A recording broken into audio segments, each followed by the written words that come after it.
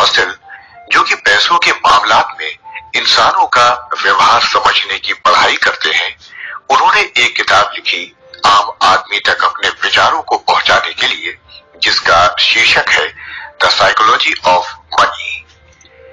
ये किताब सिर्फ उनके विचारों का एक चयन नहीं है, बल्कि कुछ जीवन के हिस्सों की मदद से लोगों को एक नजरिया दिखाने का जरिया भी है। इस किताब की शुरुआत मॉर्गन अपनी बीती जिंदगी से करते हैं। वो ये बताते हैं कि वो कैसे पहले एक आलीशान होटल में काम करते थे, जहां एक आदमी आता था जो कि सिर्फ अमीर ही नहीं था, पर अपने पैसों पर घमंड भी करता था। वो उससे संबंधित कई हादसे याद करते हैं, जैसे कि एक बार उसने होटल का लैंप तोड़ दिया और फिर उससे जब $500 मांगे गए तो उसने पैसों की गड्डी हाथ में थमा कर कहा कि उसे फिर से ऐसे बेइज्जत नहीं किया जाए। साथ ही साथ वो एक और हादसा भी याद करते हैं कि कैसे उसने कई हजारों डॉलर की सोने के सिक्के खरीदे और अपने दोस्तों के साथ उन्हें समंदर में फेंकने लगा। फिर उनका अपनी किताब में उस इंसान से शुरुआत करने का एक मतलब है। वो ये स्पष्ट करते हैं कि उसका ये व्यवहार ज्यादा समय तक नहीं चल सका, वो बहुत ही जल्द कंगाल हो गया। इसके जरिए वो एक आम चीज बताने की कोशिश करते हैं कि आप कितने अमीर होंगे, वो इससे तय नहीं होगा कि आप कितने समझदार हैं, बल्कि आपका व्यवहार कैसा है। वो इसे और समझाते हुए कहते हैं कि व्यवहार एक ऐसा गुण है जिसे सीखना बहुत कठिन है। अपनी इस बात को मजबूती से पेश करने के लिए वो एक सफाई कर्मचारी का उदाहरण भी देते हैं, जो एक आम जिंदगी जीता था, अपना काम करता रहता था। न वो ज्यादा समझदार था और न ही ज्यादा पढ़ा लिखा, परंतु जब उसकी मृत्यु हुई तो वो बताते हैं कि उसके पास कैसे $8 मिलियन से भी ज्यादा की संपत्ति थी। वो उसकी संपत्ति का श्रेय उसके व्यवहार को देते हैं। उनके मुताबिक ये दो तरह के किस्से, जिसमें एक पढ़ा लिखा आदमी अमीर होने के बावजूद गरीब हो जाता है और एक मामूली आदमी समझदार न होने के बावजूद अमीर, एक ही दुनिया में उपस्थित है। इसका सिर्फ दो ही कारण हो सकता है, एक तो किस्मत और दूसरा कि पैसे को कैसे संभालना है। वो कोई साइंस नहीं जैसे फिजिक्स, केमिस्ट्री, परंतु एक सीख पाने वाली कला है। इस कला को वो साइकोलॉजी ऑफ मनी बुलाते हैं, जो कि उनकी किताब का शीर्षक भी है। हमें पैसों को कैसे इस्तेमाल करना है, कैसे खर्च करना है, इस सबसे संबंधित शिक्षा कभी अच्छे से नहीं दी जाती। वो भी इस बात को मानते हैं जब वो ये बोलते हैं कि हमें पैसे कैसे संभालने हैं एक रूल की तरह सिखाया जाता है, और इस बात को पूरी तरह भुला दिया जाता है कि पैसों से संबंधित निर्णयों में हमारी भावनाएं एक बड़ा कर्तव्य निभाती है। जैसे हमने कई बार देखा होगा कि हम कोई वस्तु खरीदना चाहते हैं जो कि महंगी है।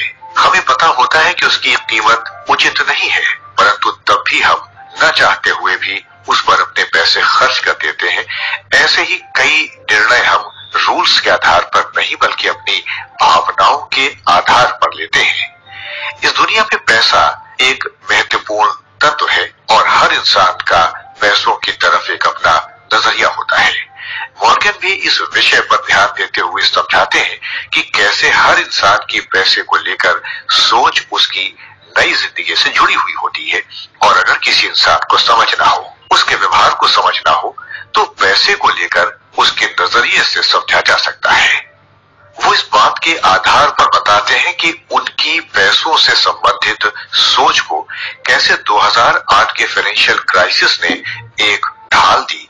इसी क्राइसिस को समझाते हुए उन्हें ये समझ आया कि अगर फाइनेंस को समझना है तो हमें सिर्फ इकोनॉमिक्स के विषय को समझना काफी नहीं, बल्कि लोगों के मानसिक स्वभाव को भी समझना पड़ेगा।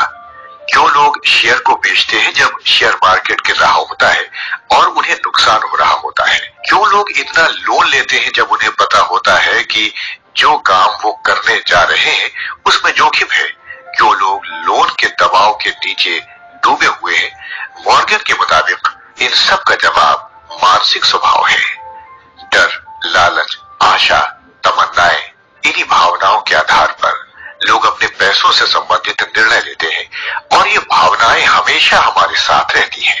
इसीलिए मॉर्गन वोल्टेयर की कही एक बात भी अपनी किताब में लिखते हैं, जिसमें वो ये कहते हैं कि इतिहास अपने आप को नहीं दोहराता बल्कि इंसान दोहराता है।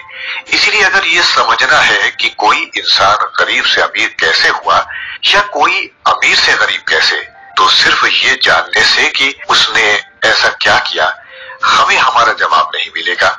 इसका असली जवाब हमें मिलेगा जब हम उस इंसान को समझेंगे कि वो कैसे जिंदगी के बारे में सोचता है, कैसे पैसों के बारे में सोचता है और कैसे जिंदगी में अपने निर्णय लेता है।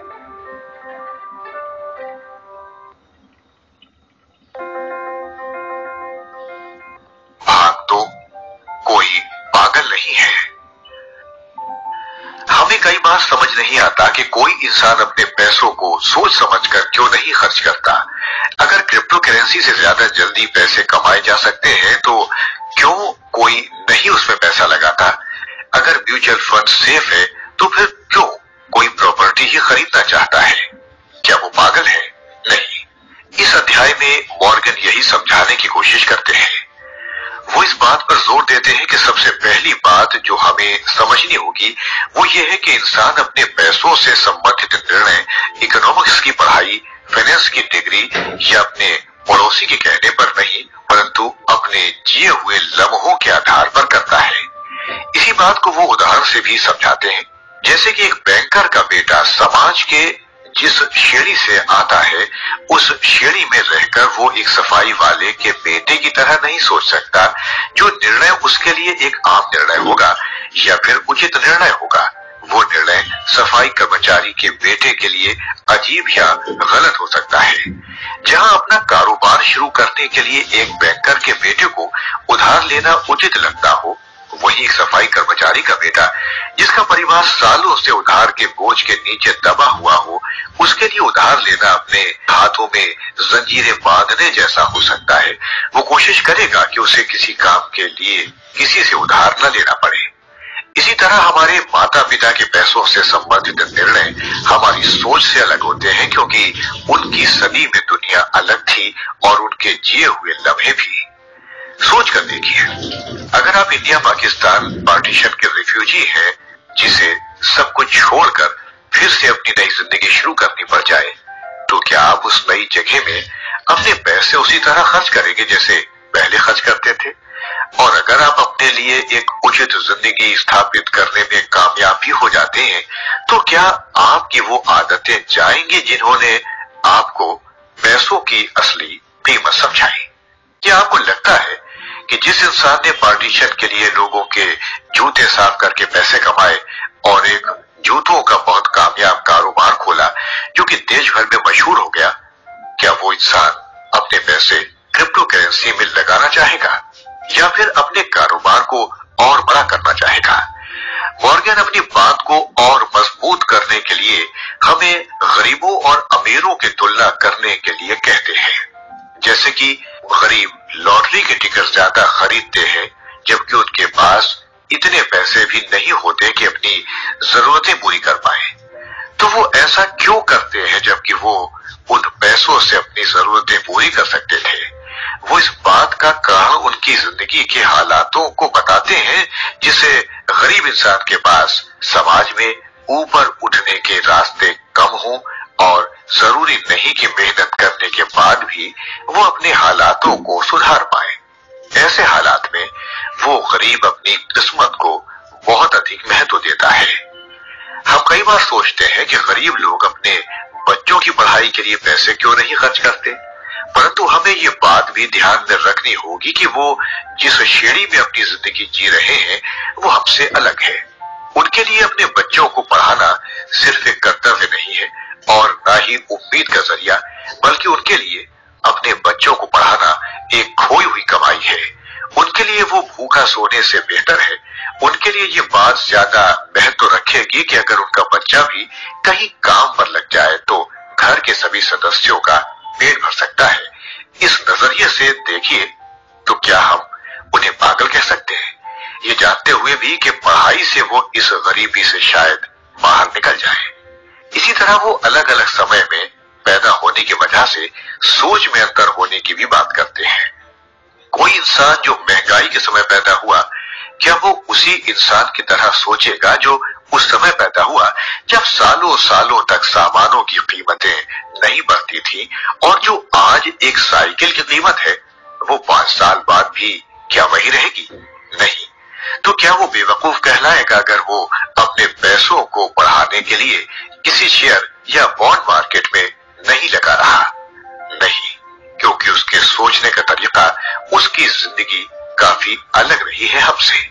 इस तुलना के साथ वो अपने दावे को दोहराते हैं कि जरूरी नहीं अगर किसी का पैसों से संबंधित निर्णय हमें अजीब लगे तो इसका मतलब वो बेवकूफ है।